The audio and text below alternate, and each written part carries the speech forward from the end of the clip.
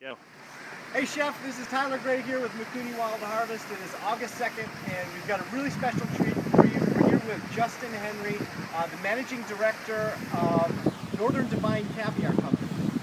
We're in the remotest part of the Sunshine Coast right now in the southern region of the Rocky Mountains, kind of northern Cascade Mountain Range. And we're about 2 hours outside of Vancouver. And Justin here has been involved in this farm for 13 years. It's a little bit of a labor of love, I think. And what's really kind of remarkable about standing right here is that we're amongst this really amazing natural facility, and it's a fish farm. It doesn't smell anything like fish. So you guys are doing something right here. Why don't you tell us a little bit about why it's you guys are using a lot of sustainable and environmentally conscious farming methods. Maybe you can tell us about what some of those are. Well, we want to make sure that, to start with, that the fish get water that's clean and pure drinking water that we're getting from the wells that we have on site. So these are natural, it's natural well water. Natural well water, that's right. And we also have water coming down from the mountains, Great Creek, that runs through our facility here, and the fish get that water as well. You know, what we want to do to conserve some of the water is we will recirculate and filter the water so that we're able to conserve the amount of water that we use. Right, that's one of the biggest complaints is that, you know, the amount of water it takes to operate a fish farm is not very sustainable. That can be the case sometimes, and here we want to reuse and recirculate as much water as possible. So how much do you So guys? some of the systems that we have are recirculating up to 99% of the water. Wow. So it's really good. We're able to make ideal conditions for the fish, the ideal water quality, and what we think is best for the fish in terms of temperature, pH, salinity, hardness, Temperature is important, right? alkalinity, everything. You need like a consistent temperature in order to have the fish. Well, tell us why the temperature is important.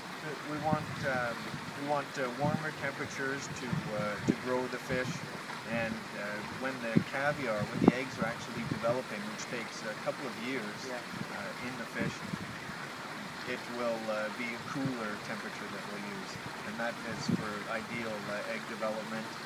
It produces a nice firm, clean egg, and so we'll have them quite cool on their last year of development. And I think this was one of the things that really attracted me to this brand of caviar. Not only because this is kind of my hometown and I'm from here, so I've got like a natural affinity towards this part of the world. But I mean, correct me if I'm wrong, but this is a brand new, well, not species, but strain of sturgeon to be introduced into the world caviar market.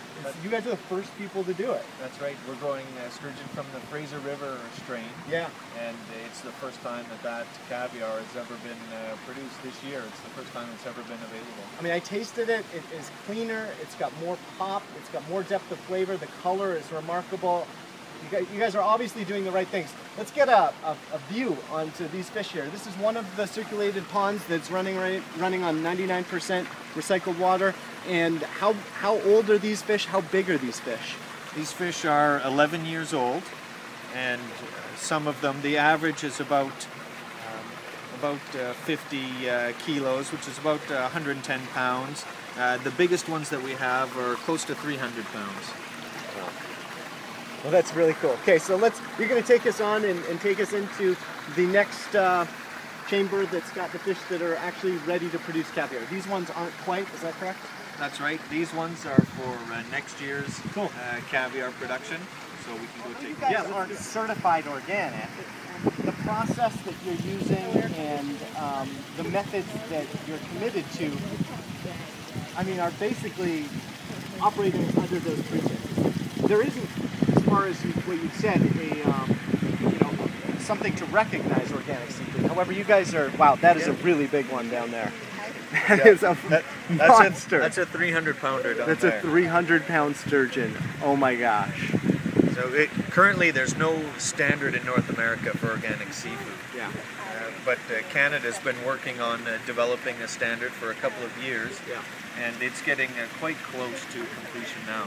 So we're following the draft standards. Good. And then we will be able to, once it becomes an actual standard, we'll be able to transition quite quickly and be producing organic caviar. Yeah, good to know. Yeah, that's a massive animal there. Wow. Wow. Holy.